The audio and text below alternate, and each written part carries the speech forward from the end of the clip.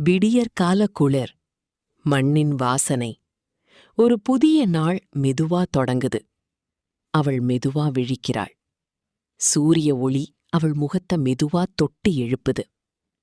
வாசல் தெளிச்சு அழகான கோலம் போடுற அந்த நிமிஷம் அந்த வீட்டின் முதல் அழகு. சின்ன குவளையில எண்ணெய் எடுத்துக்கிட்டு முடியில் தடவி ஒழுங்கா சீவிக்கிறாள். அந்த சாமானிய சுகம், சொல்ல முடியாத அமைதி. அடுப்பில் தீ மூட்டி பால் காய்ச்சும் அந்த வாசனை வீடு முழுக்க உயிரூட்டுது. காஃபி கையில எடுத்துக்கிட்டு வீட்ல இருக்கிற எல்லாருக்கும் பாசத்தோட கொடுக்கறாள். ரேடியோ ஒலி காதுல விழுது. அந்த டிவி ஓசை கூட வீட்டுக்கு ஒரு உயிர் மாதிரிதான். தீபம் ஏற்றி சாமி முன்னாடி நிம்மதியா நிக்கிற அந்த நொடிகள் மனசுக்கு ஒரு அமைதி தருது. எழுந்துரு, பள்ளிக்கூடம் போகணும். சின்ன சின்ன சிரிப்போட குழந்தைகள் ரெடியாகுது. புத்தக பை போட்டுட்டு சந்தோஷமா வெளியே போகுது. தெரு முழுக்க வாழ்க்கை ஓடுது. தறி சத்தம், மனிதர் சிரிப்பு. ஒரே குடும்பம் மாதிரி அந்த ஊர். மாலை நேரம்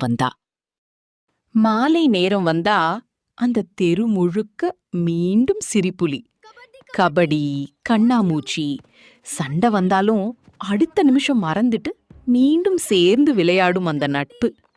கள்ள கபடம் இல்லாத மனசுகள், பாசம் மட்டும் நிறைந்த உறவுகள். மாலை சூரியன் மறையும் போது கோயில் மணி ஒலி, அந்த அமைதியான நொடிகள்.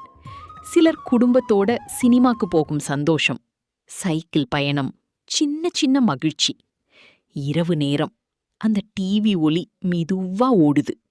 வீட்டுல எல்லாரும் சேர்ந்து உட்காந்து ஒரே பாசத்தோட சாப்பிடுற அந்த நிமிஷம். பிறகு வீட்டின் முன்போ மாடியிலோ நட்சத்திரம் பார்த்து பேசிக்கிட்டு அந்த நாள் மெதுவா முடிஞ்சிடும். சுகங்கள் அதிகம் இல்லை, ஆனா நிம்மதி நிறைய இருந்த காலம் அது. கள்ள கபடம் இல்லாத வாழ்க்கை, அதுதான் உண்மையான சந்தோஷம்.